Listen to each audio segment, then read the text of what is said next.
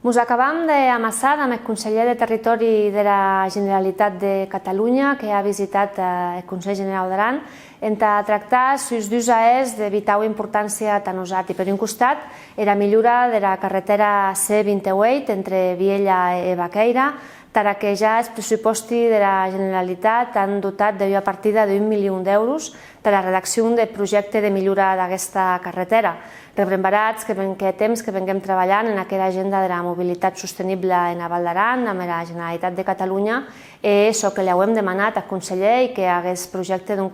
pogués ser tramitat i licitat per fases en què se puguen les accions ja de manera la més ràpida possible. Per l'altre costat, era altra qüestió important que hem tractat amb el conseller i era problemàtica de l'accés a la vivenda, de l'accés a l'habitatge en la Val d'Aran,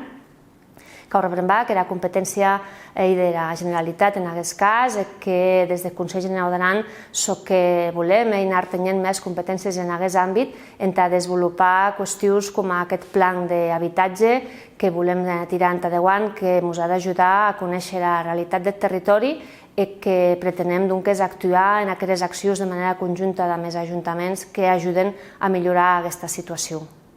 El Consell Generau té temps que treballa en la redacció d'un plan d'habitatge amb els ajuntaments que ven fruit d'un acord amb la mateixa Generalitat que desenvolupa un plan sectorial i que hem de concretar així en el país. Avui hem dat un pas més en tot emplaçar-nos a generar una nova taula de l'habitatge amb la secretària de l'Habitatge de la Generalitat, ja que exerceix les competències en aquesta matèria i per tant hem de besoin de la seva concertació i demorem que d'aquesta manera, de forma coordinada amb els municipis, amb els ajuntaments, els actors implicats, poguéssim almenys començar a